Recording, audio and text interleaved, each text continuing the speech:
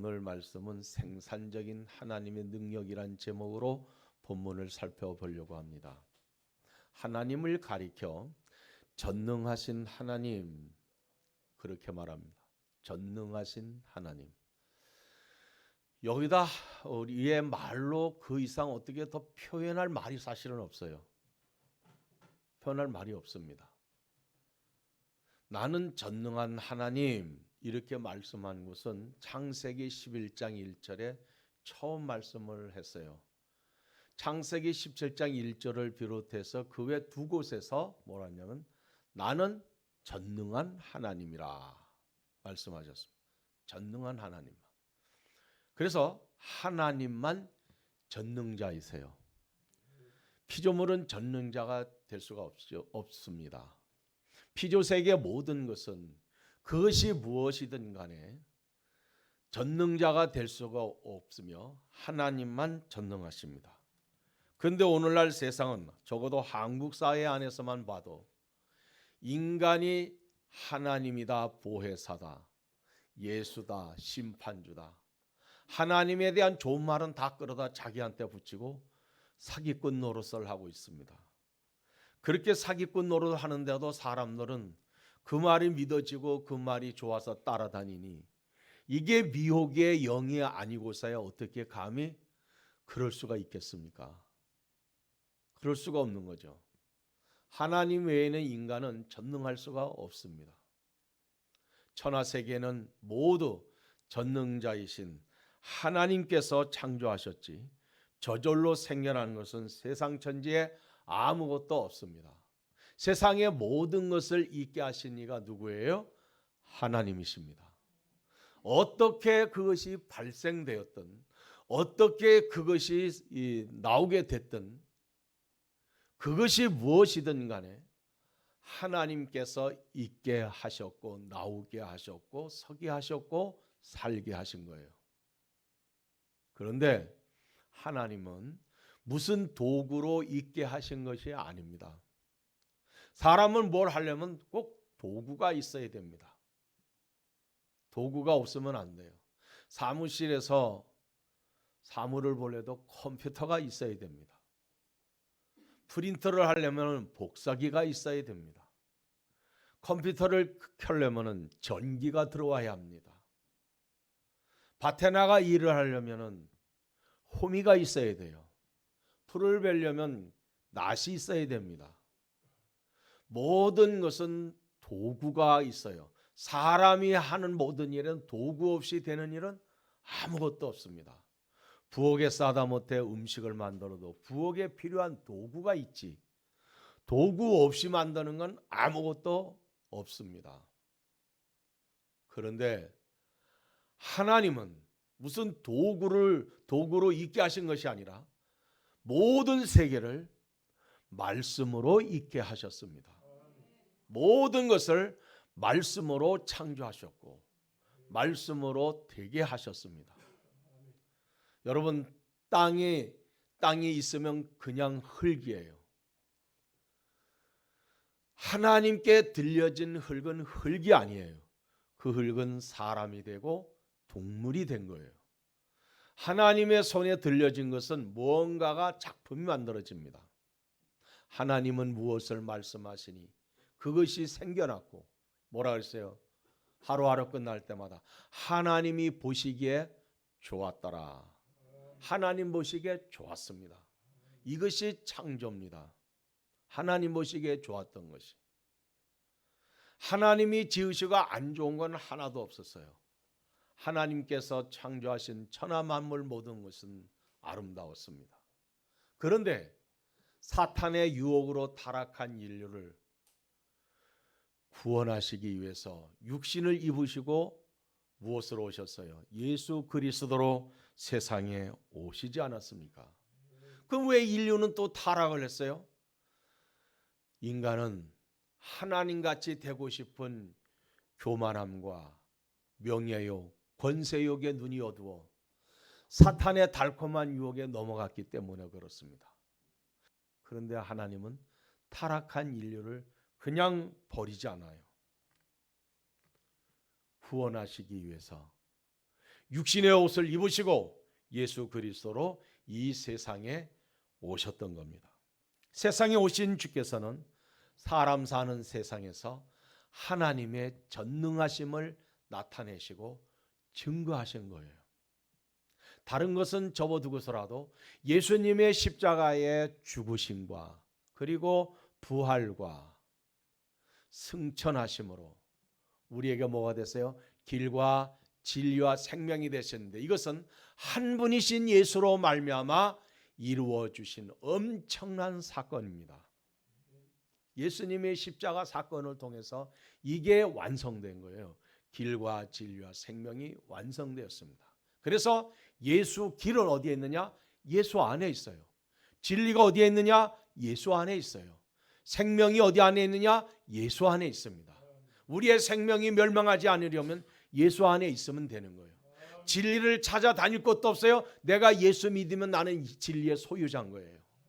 길이 다른 데 있는 것이 아니에요. 예수님이 길이기 때문에 우리가 예수 안에 살면 천국으로 가는 길은 자동으로 가는 거지 내가 찾아가는 것이 아닙니다. 예수님의 십자가 사건은 우리에게 영원한 영생하는 그 생명이시고 진리가 되셨고 천국 가는 길이 되셨다는 걸 믿어야 합니다. 주님이 세상에 오심으로 사람 사는 세상에 소망의 빛이 밝아왔습니다.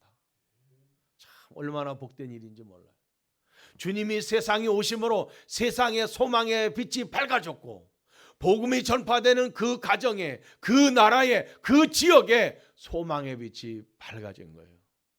주님은 세상에 오심으로 사람 사는 세상에 소망의 빛을 밝게 하셨습니다.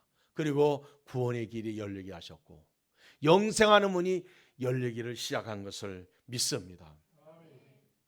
예수님께서 눈을 들어 큰 무리가 자기에게로 오는 것을 보시고 빌립에게 하시는 말씀, 우리가 어디서 떡을 사서 이 사람들을 먹이겠느냐, 이렇게 말씀하신 것은 빌립으로 어떻게 하실지를 아시고 빌립을 시험하고자 함이라, 이렇게 지금 말씀하셨어요. 본문에서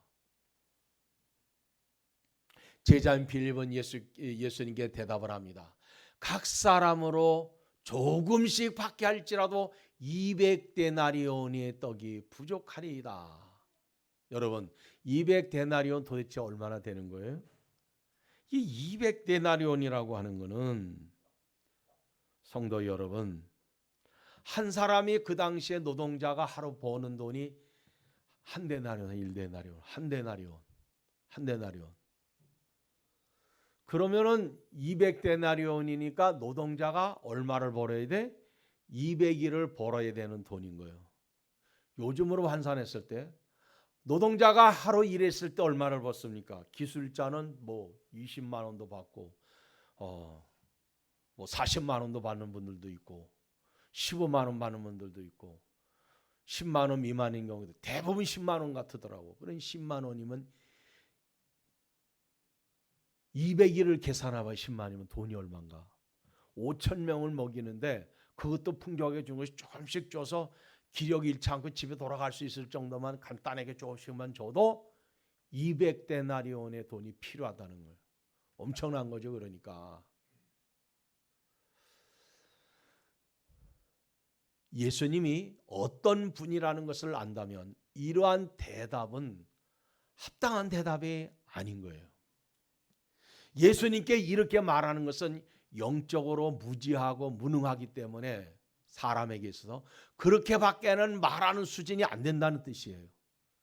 예수님이 지금 어떻게 해왔고 어떻게 하신 걸 다 보고 있는 상황인데 5천 명이 아니라 5만 명, 50만 명인들 그거 못 먹이시겠어요? 죽은 자를 살리시는 주님께서 그걸 못 하시겠냐고. 그런데도 불구하고 예수님이 물으니까 인간적인 대답은 200데나리온이 있어도 흡족하게 줄 수 있는 양이 아니라고만 대답을 하는 거예요. 그러니까 이게 완전히 신앙적으로 대답하는 게 아니죠. 그래서 내가 믿는 예수님이 어떤 분인지 우리는 알아야 됩니다. 내가 믿는 예수는 어떤 분인 줄 알아야 돼. 내가 믿는 하나님이 어떤 하나님인지 그거 알아야 됩니다. 그래야 우리가 강하게 밀 수도 있고 담대할 수도 있고. 그런데 하나님이 어떤 분인지를 모르게 되면은 하나님은 그냥 아무 힘도 못 쓰고 무기력하고 무능력하고 도와주지도 못하는 그런 하나님으로 만들어버릴 수가 있는 거예요. 하나님은 사람이 어떻게 믿느냐에 따라서 하나님 그 믿음에 반응하시는 분이라는 걸 알아야 됩니다. 예수님에 대하여 모르게 되면 빌리처럼 200데나리온의 떡이 부족할 것이라고 말하게 되는 거예요. 이러한 대답은 인간적으로 보면은 지극히 당연하고 보편적인 생각에서 나오는 거예요. 틀린 답이 아니란 얘기예요. 그러나 적어도 주님을 모르면은 이 말밖에, 이 대답밖에 할 수가 없어요. 그게 사람인 거예요. 야, 이 사람들 어디서 떡을 다 사서 먹어야 되느냐? 아유, 이 사람들 다 먹이려면요 200데나리온 정도는 있어야 됩니다. 우리나라 돈으로 2천만 원은 있어야 되겠습니다. 그러면 이렇게 대답을 하는 것이 주님께는 합당한 대답이 아니라는 얘기예요. 주님은 전지하시고 전능하신 주님이십니다. 무엇이든 못하는 것이 없으신데 계산을 주님 앞에 내놓는 건 틀린 거예요. 주님이 하실 수 있지 않습니까? 난 주님이 하실 걸 믿습니다. 이렇게 답이 돼야 되는데 우리는 다 무슨 생각을 하냐? 200데나리온을 생각하고 산다고. 에? 내 삶 속에 부딪혀 있는 모든 문제 가운데 200데나리온을 그걸 생각하고 있는 거예요. 주님이 어떻게 역사하실 것 그거를 믿지를 못하고 그걸 생각하지 못하고 당면한 과제 속에서 200데나리온만 자꾸 얘기를 하고 있으니 얼마나 이게 답답한 노릇입니까?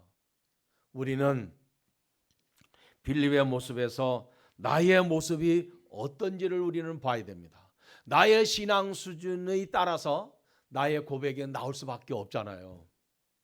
무엇라고 고백하고 살고 있습니까, 성도 여러분? 나는 하나님께 200데나리온이 부족합니다. 여기에 해당되는 말만 하고 그 소리는 그 생각만 가지고 살고 있습니까? 아니면은 주님이 하실 수 있지 않습니까? 어떻게 여러분들은 삶 속에서 고백하며 살고 있나요? 주님을 바로 알아야 되겠습니다. 나의 예수, 나의 주님이신 그리스도를 바라보아야 됩니다. 그냥 바라보라는 얘기가 아니에요. 나의 주님은 전능하신 하나님의 본체시라고.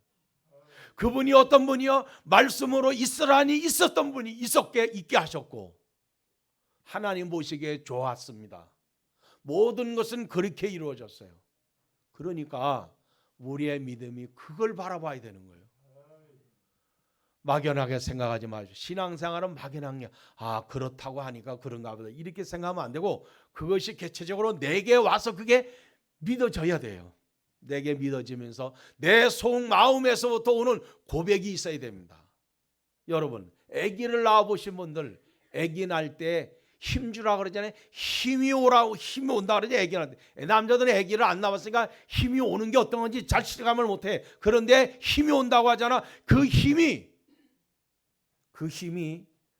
아이를 낳을 때 나오는 그 힘이 영성, 신앙적으로 본 영성인 거예요. 그 속에서 그런 힘이 나와야 되는 겁니다.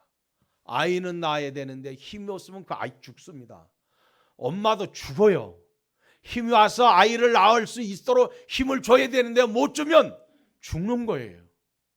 우리에게 있어 영성이라고 하는 내 속에서부터 솟구쳐 나오는 그 힘이 파워가 있는 것이고 능력이 있는 것이고 하나님이 역사하시는 거예요. 마음에서부터 나오는 고백이 우리는 돼야 할 줄 믿습니다. 인본주의로 판단하는 일은 말씀에서 빗나가는 일이에요. 아무리 허울이 좋고 아무리 조직이 좋고 아무리 이력이 하려 해도 인본주의로 여러분 교회를 판단하고 말씀을 판단하면 여러분 살 수가 없습니다. 영적으로 생각하고 깨달아 아는 성도가 돼야 되겠습니다. 그러려면 성령의 사람이 돼야 되겠죠. 성령의 사람이 되지 못하면 자신의 영적인 모습을 또 못 봐. 성령의 사람이 되려면 어떻게 돼? 성령 받으면 되는 거지. 문제는 간단한 거예요. 하나님의 은혜를 받으면 성령의 사람이 되는 거예요. 은혜를 사모해야 돼. 성령의 임재를 간구해야 돼요. 성령의 충만함을 간구해야 돼요. 그래야 우리의 영성이 살아나는 겁니다. 아무리 논밭에서 화려하게 곡식이 풍성하게 올라와도 그곳에 비가 오지 아니하고 계속해서 며칠이고 몇 달이고 말라버리면 다 타 죽어요. 왜? 영양분을 땅속에서 공급받지 못하기 때문에 죽는 거예요. 마찬가지예요. 하나님의 은혜가 지속적으로 우리의 영혼에 공급되지 아니하면 우리의 영적인 믿음의 생활은 지탱하기가 상당히 어렵다는 얘기예요. 그래서 우리는 하나님 앞에 개인적으로 늘 기도해야 돼요. 하나님, 나에게 주의 성령의 은혜를 부어주소서. 늘 감사하게 하소서. 그리고 내 속에 소망이 넘치게 하옵소서. 늘 찬송하게 하옵소서. 하나님이 내게 주시는 은혜가 있는 거예요. 그 은혜로 말미암아 우리는 세상을 살아갈 수가 있는 것입니다. 여기 한 아이가 있어 보리떡 5개와 물고기 2마리를 가지고 있나이다. 그러나 이것이 이 많은 사람에게 얼마나 되겠사옵나이까? 아니, 보리떡 5개라고 해서 성도 여러분, 보리떡 5개가 뭐 시루떡만, 그 뭐 시루 한 덩이처럼 큰 게 아니에요. 그냥 아이가 먹을 수 있는 조그만 주먹만한 거, 그저 그거 5개예요. 그런 보리떡 5개야. 물고기 2마리라고 해서 뭐 고등어, 동태 이 정도 크기도 아니야. 물고기라고 하는 이거는 멸치 정도에 해당되는 짭짤한 거, 그런 정도에 불과한 거예요. 사람은 5,000명이에요. 그러면 이까지 내놓을 필요도 없는 거예요. 이건 내놓을 필요도, 왜냐하면 이거 사람이 얼마나 되겠습니까? 안드레의 막연한 말이 이렇게 나오는 거예요. 그러나 그것이 이 많은 사람에게 얼마나 되겠사옵나이까? 아무 도움 안 되지. 한 사람 것이 사람이 5,000명이나 되는데 그게 뭐 얼마나 돼? 아무것도 안 되는 거지. 그런데 성도 여러분, 사람이 생각할 때는 형편없이 보잘것없고 하찮은 것으로 보일 수가 있어요.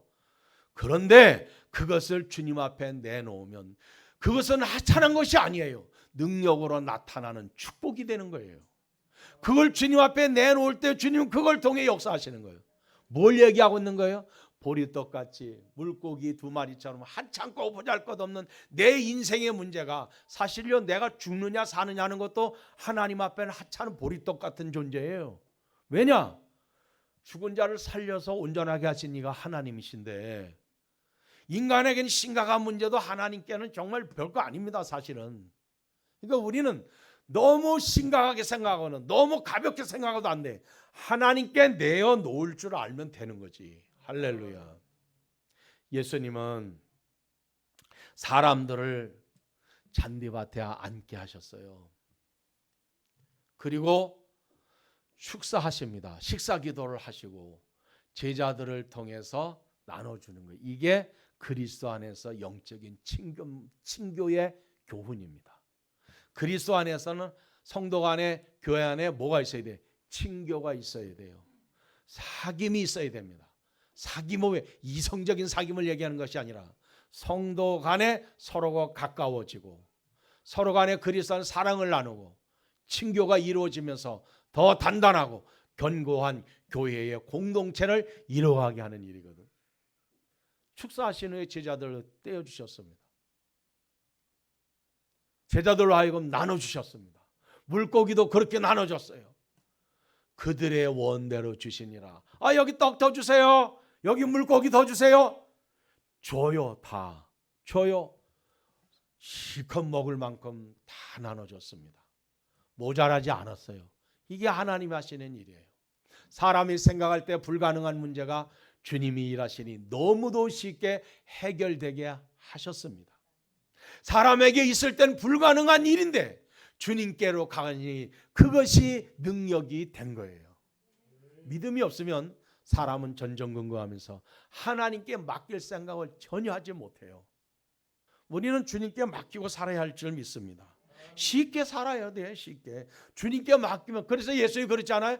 수고하고 무거운 짐을 진 사람들아 다 내게로 오너라. 내가 너희를 쉬게 하리라. 쉽게 해주시겠다는 거예요. 발버둥 치면 내 힘으로 살려고 했다면 힘들게 산 거고, 주님께 맡기고 살았다면 쉽게 산 거예요. 어떻게 살기를 원하십니까, 성도 여러분? 내 인생의 모든 문제, 내 가정 문제, 사업 문제, 직장 모든 걸 다 주님께 맡기고 주님을 찾아요. 그래야 쉼을 얻을 수가 있는 거예요. 할렐루야. 예수님 말씀하십니다. 그들이 배부른 후에 예수께서 제자들에게 남은 조각을 거두고 버리는 것이 없게 하라. 남은 조각을 거두고 버리는 것이 없게 하라고 하십니다. 버리는 것이 없게 하라. 자, 여기서 영적인 깊은 의미를 찾을 수가 있습니다. 사람도 내 손에 있을 땐 보잘것없는 육신의 양식이었어요. 자, 여기서 중요한 건 그것이 예수님의 손에 들어갈 때는 뭘로 바뀌냐? 생명의 귀한 떡으로 바뀐 거예요. 생명의 귀한 양식으로 변화된 거예요. 주님이 나눠주신 것은 보리떡이 아니에요. 이제는 주님께서 축사하시고 기도하시고 주님을 통해서 나오는 그것은 생명을 살리는 말씀의 양식입니다. 예수를 믿으려고 나오는 사람은 누구나 이 말씀의 떡을 받아 먹어야 됩니다. 세상 인류 수천 수만 수십억의 인류라 할지라도 모든 사람들이 먹고도 넉넉히 남는 게 말씀의 떡인 거예요. 예수님은 말씀하시지 않았습니까? 요한복음 6장 35절 48절에 했어요. 내가 곧 생명의 떡이니라. 할렐루야. 사람에게 있을 땐 보리떡이었어요. 그것이 예수님의 손에 들어가서 다시 나올 때는 생명의 떡이 되어 5천 명을 먹이고도 12강질에 차게 거뒀다. 생명의 떡을 말씀하는 거예요. 보세요. 요한복음 5장에서 나오는 말씀처럼 가나 혼인잔치집에 2장에서 나오는 말씀처럼 가나 혼인잔치집에서 포도주가 떨어졌습니다. 빈 돌 항아리가 6개가 있었는데 하인들을 통해서 그 항아리에 물을 다 채우게 했어요. 갖다 넣을 때까지는 그것이 물이었어요. 그냥 물이었습니다. 사람들이 마시는 그냥 물이었어요. 그런데 주님의 말씀의 순종, 이제 갖다 줘라. 갖다 줄 때 그건 물이 아니었습니다. 뭐예요? 포도주였어요. 어떻게? 주님께서 생명을 기쁘게 하는 기쁨의 포도주로 주님이 바꾸신 거예요. 이거는 쇼를 하는 게 아닙니다. 모든 것은 주 안에 들어오면 새로워지는 거예요. 사람도 그래요. 사람도 아무리 내가 거칠고 깡패로 살았고 거칠게 강도로 살았고 도둑놈으로 인생을 살았다 할지라도 세상 밖에서는 그랬는데 내가 예수 안에 들어와 성령 받고 변화되니까 내가 달라진 거예요. 내가 변화된 거예요. 내가 새로워졌어요. 과거에는 도둑놈이고 폭력배였지만은 지금은 사람을 도와주는 사람으로 달라졌어요. 이게 뭐예요? 내가 예수 안에 들어와 있으니까 달라진 거지. 내가 예수 안에 들어와 있으니까 새로워진 거예요. 모든 것은 예수 안에 들어오면 새로워지는 것이고 변화되는 거예요. 말씀의 양식은 주님이 단회적으로 주는 것이 아니고 지속적으로 주시는 거예요. 남은 조각을 거두고 버리는 것이 없게 하라는 말씀대로 뭐예요? 하나님의 은혜를 허비하던 신앙생활을 하지 말라는 거죠. 아니 뭐 보리떡 5개 물고기 2마리를 가지고도 5천 명을 보고 12강제에 거졌다. 그 뭐 버리면 또 하면 되지. 버리고 나서 없으면 또 하면 되잖아요. 그런데 남은 것을 버리는 것 없이 다 거두라는 거예요. 하나님의 말씀의 은혜는 허비할 말씀이 아니에요. 생명의 말씀은 내버릴 말씀이 아니에요. 하나님의 말씀은 귀하게 여겨야 돼요. 말씀의 양식은 영혼을 살리는 양식입니다. 내게는 심각한 문제이고 죽을 만큼 심각한 문제라도 주님께 넘겨드렸더니 그 문제는 내게 복이 되고 사는 길이 열려진 것입니다. 주님은 생산적인 축복을 우리에게 주셨어요. 넘치도록 흔들어 넘치도록 하여 안겨주는 이가 바로 주님이세요. 보리떡 인생이 생명의 떡으로 영생을 누리는 축복으로 우리에게 바꿔주신 겁니다. 그러므로 예수를 믿어도 우리는 막연하게 믿지 말아요. 믿어지는 능력이 있어야 되고 하나님이 주시는 생명의 기쁨이 있어야 됩니다. 이 은혜가 내가 주를 믿을 때, 주님이 내게 성령 은혜를 주실 때 이 은혜 우리는 감격할 수 있는 거예요. 적어도 우리 동해 명성교 모든 성도 여러분은 보리떡이 생명의 떡으로 바뀌는 역사, 물이 포도주로 바뀌는 역사, 주 안에서 이와 같은 역사가 있기를 주의 이름으로 축원합니다.